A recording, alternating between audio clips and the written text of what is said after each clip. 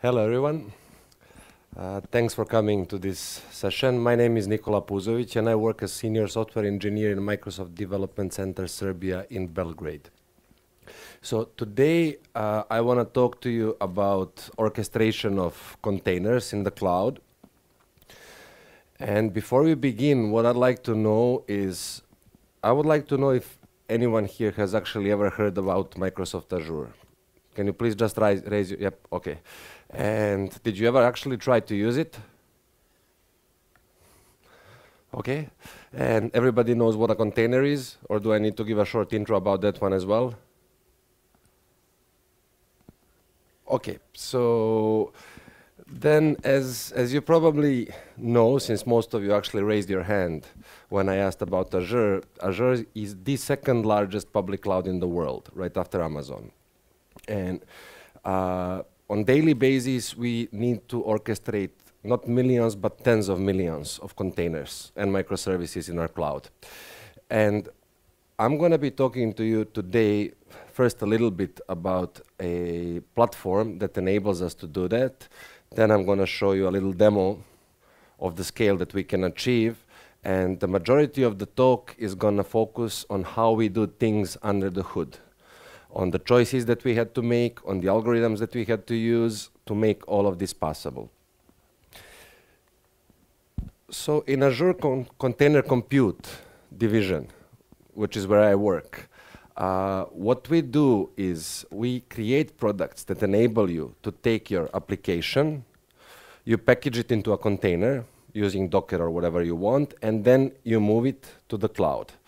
And you can do it in several different ways, right? So we have a serverless option, which is container instances. This one, where you just send the container our way, and we run it somewhere. You don't have control over where it runs, how it runs, but it's simply working. You get an endpoint. You want more control than that, then you can get a full Kubernetes cluster, and then you're responsible for actually managing the cluster and for deploying your workloads on top of it. Or if you even want to go one step above that and you want to modernize your app so that it uses microservices, we offer something that's called Service Fabric, and that is what I'm going to be talking about today. So it's basically a platform that enables you to modernize, well, here it's written .NET applications, but you can basically use it in any language that you want, and not only .NET. And you can switch your application from monolith to microservices-based app in a very easy fashion. And while doing this, we put literally no restrictions on what you can do. So you have a favorite tool for deploying, you can use it with Azure. You have a favorite container registry, use that one, right? You're not obliged to use Azure or Microsoft products or tools when working with Microsoft Azure Cloud. So to give you a little bit of the intro about the capabilities. So Service Fabric, what it is a platform that enables you to create and deploy either microservices if you want to put a bit more effort, or containers if you just want to containerize and push your app into the cloud. And you can basically run it in any cloud. So we have customers that are running this in Amazon, or on-premise on your own data center, or on your dev machine also. So we offer you the possibility to bring up the entire cluster on your dev machines without using a lot of resources. And we offer a bunch of different options. And two of them that I would like to call out at this moment are the programming models that we offer, right? So if you want to build a microservice, what's unique about Fabric is that we give you support to actually build stateful microservices. So if you don't want, for any reason, to use external database, but you want a state within your microservice, then there's a very easy to use API to do that, right? You just instantiate reliable collection, and it automatically replicates in few places, and your data is highly available and reliable. And another thing that I would like to call out is the lifecycle management. So when talking to our customers, this is pretty much the thing that everybody loves. And this one enables you to have almost zero downtime upgrades, right? So when you're rolling out new code for your microservice, basically we will enable you to have downtime that is as little as millisecond, right? So your users won't even notice it. So to give you an idea of why we needed to build this and how we built it, I just want to go back in like 10 or 12 years ago, because that's pretty much the point where when this Azure Data Group wanted to create a database in the cloud offering.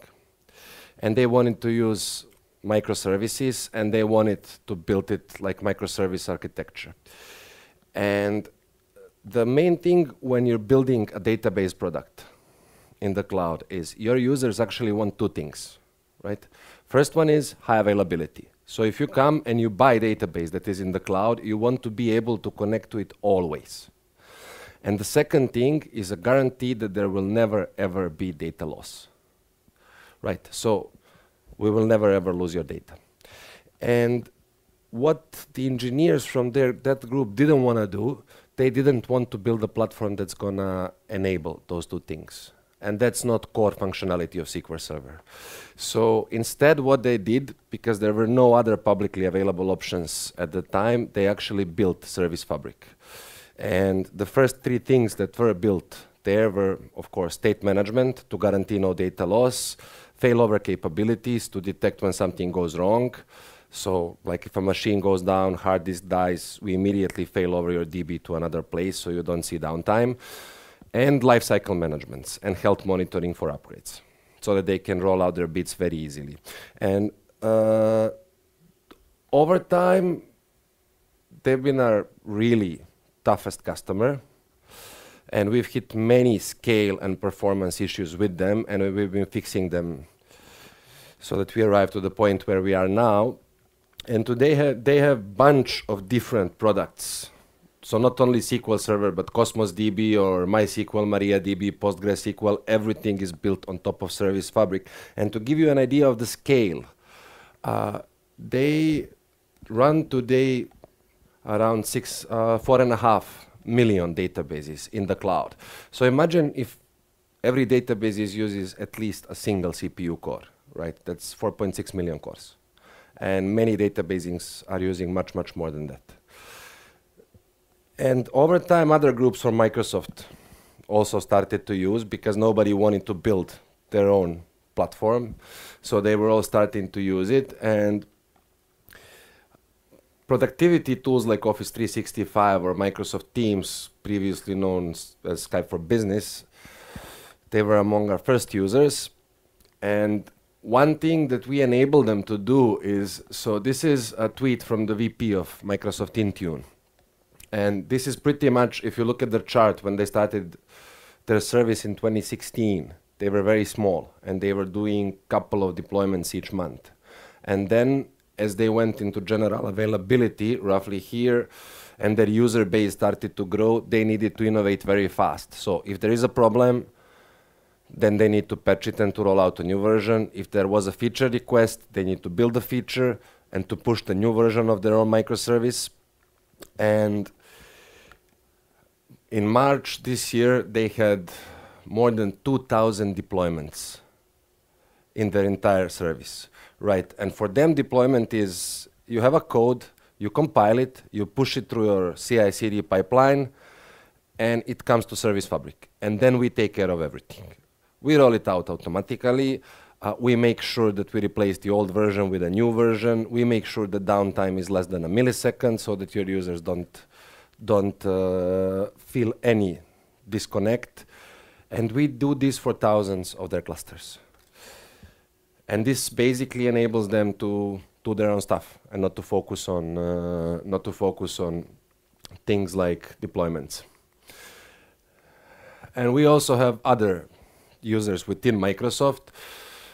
And for example, Event Hub, these guys, they process 2 trillion messages each and every day. And all of those messages are going through Service Fabric microservices.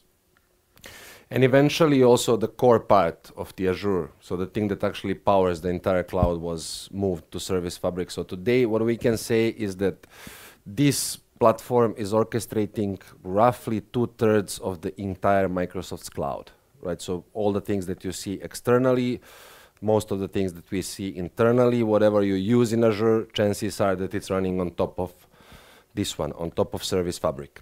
And then what we did some 4 or 5 years ago is we pushed Service Fabric in the open source. So the code became completely open source, and the product became public, and people started to use it. And I'd like to just to give 2 examples of customers. So don't worry, I won't be going into each and every one of these. So first one is Schneider Electric, and maybe some of you know about it. Maybe some of you actually work here, because Schneider has a, as far as I know, really big office in Novi Sad. And unfortunately, we didn't work with the Serbian part of the company. So we worked with the US part, with Schneider's IoT. And they had pretty much the same request that our internal customers had. So they wanted to be able to process a bunch of messages that arrive from their devices very quickly. And they wanted to be able to have 0 downtime code changes and scale up, scale down capabilities. So they're using our actor programming model, and they're using all our tools for deployment. And they built everything on top of .NET. So they just build the application, we take care of everything else. And another one, and this one is actually my personal favorite because I worked with them a lot, is called the Next Games. And what they do is they build a game where you shoot zombies. And what you do is you take your phone, and in augmented reality, it's going to put zombies somewhere in the room, and then you click and you shoot in a zombie. And the major thing is that when you click and shoot, you need to know immediately if the zombie is dead or not, right? You cannot wait for 5 seconds. That's not a good thing. So they had very, very strict latency requirements. And the requirements were such that they didn't even want to communicate with the external DB. So they needed to collocate in the back end their compute code together with another microservice that's going to hold the data. Right, and they also wanted to be able to very quickly scale up and down their cluster based on the usage.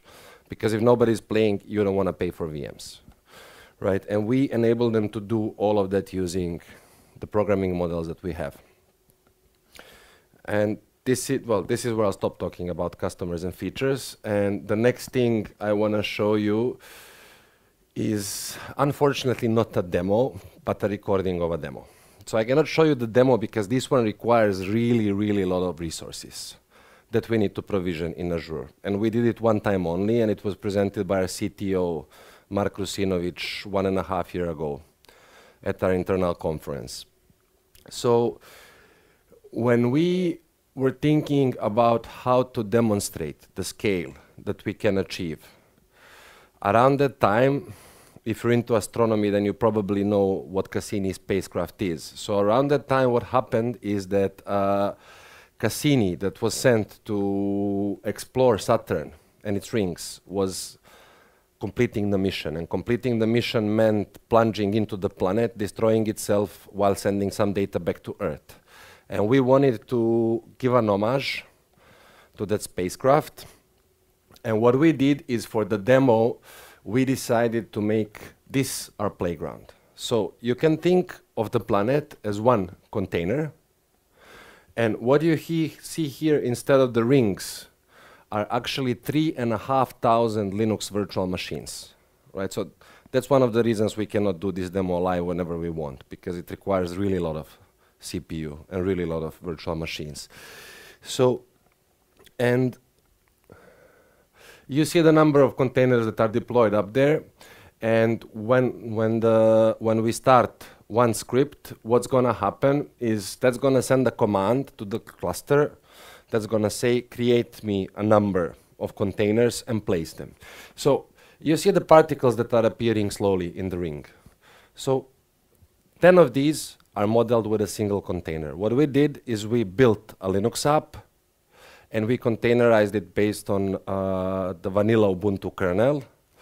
And we're deploying it right now. Actually, we were deploying it live into the cluster while we speak. So we're already, well, like in 30 seconds, we have 200,000 containers deployed. Now, important thing to say here is when I say deployed, it actually means that container is placed somewhere on some VM where it has resources, its image is downloaded, it started, it got an endpoint, and it's able to communicate with the planet to simulate the gravity and with other containers to simulate collisions.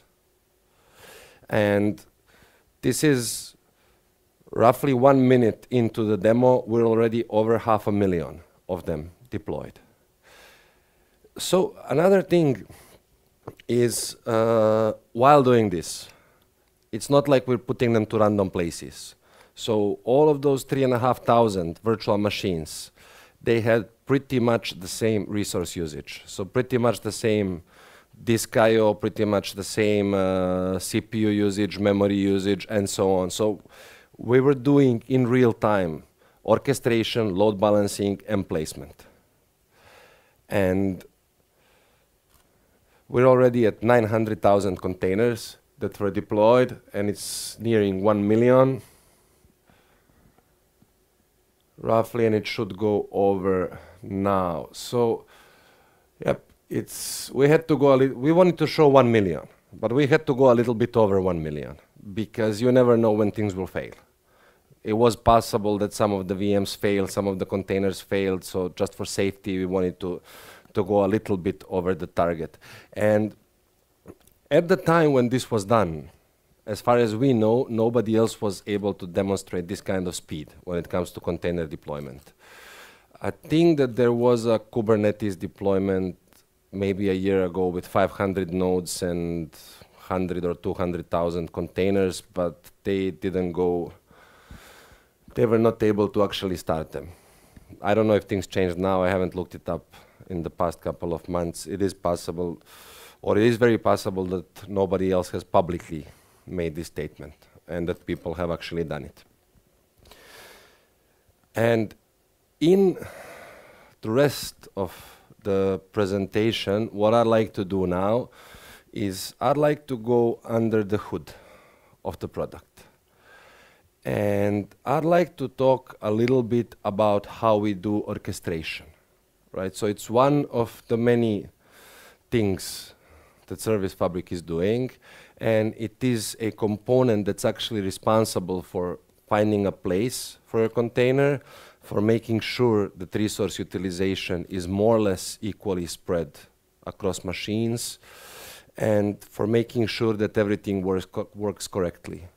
And also one of the reasons I want to talk about it is because the component is built and maintained here in Belgrade, in Serbia. So if you ever go to the documentation, the official name for the part that does this is Cluster Resource Manager, because what it does is it manages resources. And if you go back to the demo and the problem that we had, so the problem was we have 1 million containers, 3,500 nodes, and we need to place them and distribute them so that they can actually get started and running. And to do that, we need to know two things. So first thing that we need to know is the cluster state. So for us, cluster is a set of VMs, and there are other components in Service Fabric that make sure the cluster is up and running. So we just see a set of nodes. They can be VMs, physical machines, they can be Raspberry Pis. We build them clusters also using that. And we also need to know the resource utilization on each of these machines. And we know it by looking at what is placed, be it a container, microservice, whatever it is. The other thing that we need to know is if there are new requests for placement. Like in this case, there was a request to place 1 million containers. And we take these two into account, and we produce a set of actions. And at a very high level, this is what the component does. Cluster state, new requests, and a set of actions that are either going to place new things or fix some, or fix the balance. So we can create an action that's going to add container, for example, to VM 57, or move a container from VM 3 to VM 5 in case that resource utilization is not equally balanced. Or we can also delete container if it's no longer needed. And while doing that, we actually do have few things that limit the actions that we do. So there is a set of rules and set of optimizations, and I'm going to talk a little bit about it. And we are limited by time. So we have limited amount of time to do the work. So let's start first with the rules. So in a generic case, imagine that you have an application that requires a GPU to work. You can either do some AI, maybe you want to mine Bitcoin, whatever it is, doesn't matter, but it requires GPU. And GPUs are expensive. They cost a lot to buy, they consume a lot of power, so maybe you don't want to have a cluster with 100 machines and all of them have GPUs. Maybe only a subset of them has a GPU. So the thing that you can tell us when you're creating a container is that this container actually requires GPU to work, okay? And what we're gonna do is we will need to find a machine that has the GPU that is not already used by someone else and to put it there, because if we don't, then the thing that's gonna happen is that since GPU is required, your container doesn't start. If you have a user-facing application, if this is a backend of some web service that you have, then you're gonna have an outage. And this is something that we call a hard rule. So if we cannot satisfy it, we will not place the container, we will not move it to a place where the rule cannot be satisfied. And there is also something that we call the soft rule. So again, if you have a web service, or if you have a game like those guys from Next Games did, so they had their compute code, which was in a microservice, and they had their data in another microservice. And there is a rule, there is a possibility to express a rule that's going to say, place my container next to my data. And if we do it, then you get what they wanted. You get very fast communication between these two things, and your users see very low latencies. But what happens if we make a mistake? If we make a mistake, things will still work, but they're going to be a little bit slower, right? So instead of latency of 0.1 second, it may be 1 second. Some cases this may be acceptable, may not be acceptable, and this is something that we call a soft rule. So in case, for example, that these two require a lot of resources and we cannot find a single VM that's going to host both of them, we're just going to put them on two different VMs. And then in the background, we're going to try to shuffle things around so that they end up on the same VM. Right? So we enable you to work.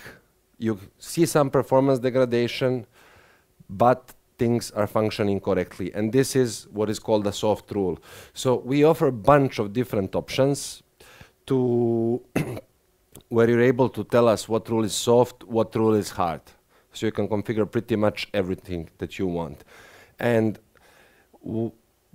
obviously, hard rules must be satisfied at all the times. Soft rules may be violated for shorter periods of time, but they're going to get fixed. And then finally, we get optimizations. And optimization is something that may or may not be satisfied in your cluster. So let's consider a very, very small example. So you can look at this as a cluster with 4 nodes, and on the y-axis is the CPU utilization. And this is a case that we don't want to have in our cluster. So 2 machines that are heavily overloaded and 2 machines that are heavily underloaded. And this actually may impact the service that you're building and running on top of Service Fabric, because these 2 machines that are overloaded are going to be slower, and your microservices are going to execute slower, and your users may see performance degradation. So in ideal case, you want something like this. You want each and every node to have exactly the same CPU utilization, memory utilization, disk utilization, and so on. But that's not always possible to achieve, because things are very dynamic, right? Workload changes, your code changes. So we invented something that we call an OK distribution, right? And if you don't tell us anything about your workload, we have a reasonable set of default values to define what is an OK distribution. So for example, you can say that it's OK as long as nodes are within 20% of each other for CPU, or as long as one node has 1.5 times higher load than all the others in the cluster, right? And there are also rules that you can use to configure all of this. So you can completely turn off the optimization, or you can tell us what is good and what is bad. And just to give you an overview of all the capabilities, so I've shown you 2 rules. We actually have 8 of them. We've been adding them throughout the time. Some of them are very, very complex. So we have these 2 rules for applications that can limit where your microservices can go. We have rules for fault domains, subgrade domains, to make sure that when things fail, your microservices are going to keep running, right? We have the way to throttle things that are happening in the cluster, and we have total of 4 optimizations. So I've shown you balancing. That is the contrary thing, which is defrag, which means pack as much as you can on as little nodes as possible. And then we have optimizations to do rolling upgrades or deployments, and to do data collocation. And you can pretty much turn on and off each and every one of these, and you can set priorities. They can be soft, hard, optimization level, and so on. And so to return to the demo, right?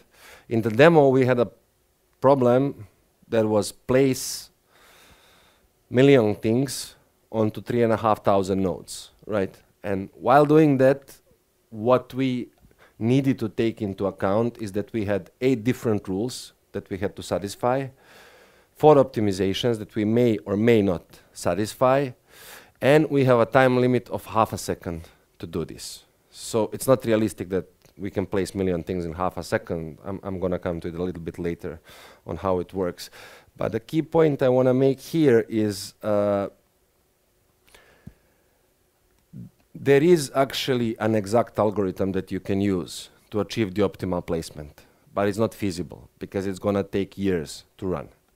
Right, so we needed to come up with something different, with something much simpler and much faster under the hood. So how do we place the containers? First thing that we look at is time, right? If we're over half a second, then we just take all the decisions that we made so far and we send them out to the rest of the cluster.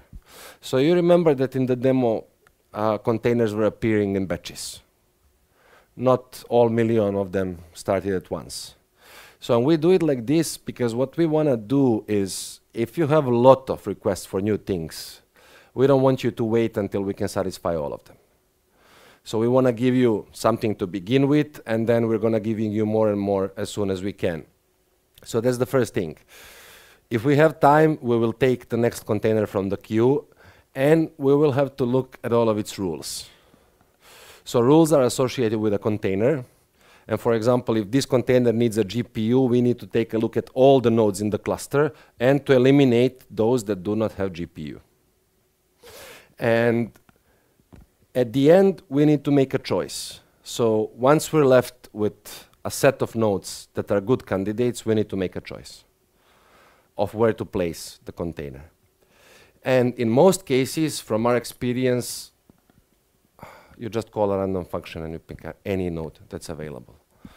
There are ways to use heuristics. They may or may not improve things, but randomness has shown to be very good and very powerful thing, right? Because it enables you to find placements that otherwise you wouldn't have found with a correct algorithm. And we're okay with it. Even if resource utilization may not be good after this phase, the goal of this is to make the correct placement, because correctness is the first thing that we need to satisfy, and only then we optimize. So we allow maybe 0.4 seconds out of those 0.5 to do the optimization.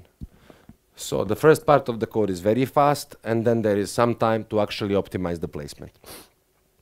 And optimization is where the magic happens. So if you're into algorithms, then you probably heard about the knapsack problem, right? And what we do is actually multi-objective knapsack. And it is NP hard, which means that you actually need to try every possible solution if you want to arrive to the optimal one. And if you think that something is optimal, then you need to check every other solution to confirm that that something is optimal. So it is possible to solve it, but it would require ages, right? So we don't solve it, we optimize it.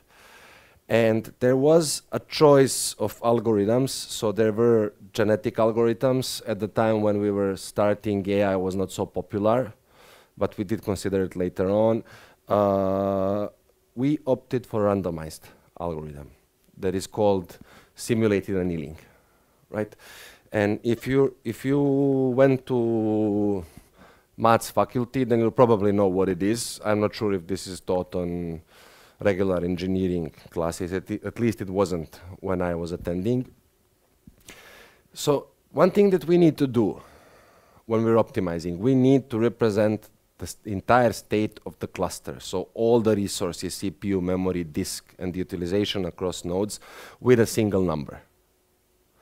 Because if there are multiple numbers to look at, it's not possible. I mean, it is, but it's very complicated. And if you look at this example here, this is the easy one. Red means highly imbalanced. Blue means very good, very balanced. So even if you're starting at this point, wherever you go, chances are high that you're going to end up in a state that you like, where every node is more or less equally utilized. But if you take a look at these two, and this is a simplified version of what we're saying in production.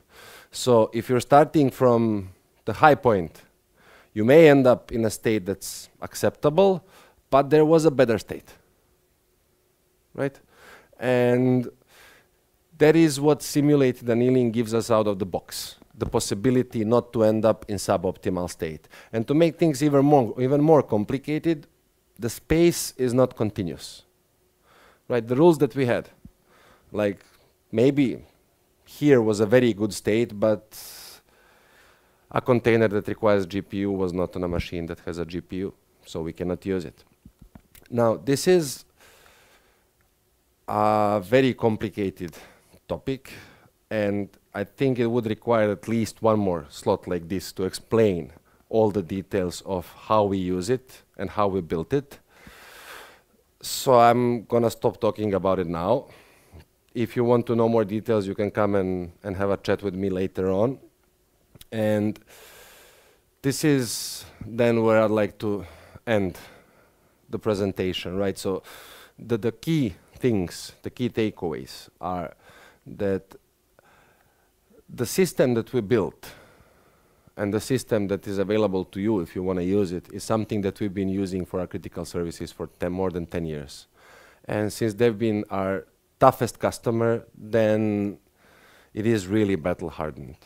And of course enables you to build microservices and containers, and more importantly, enables you to think only about your business logic, right? So if you need state in your microservices, we have support for it. If you don't need state, we have support for it.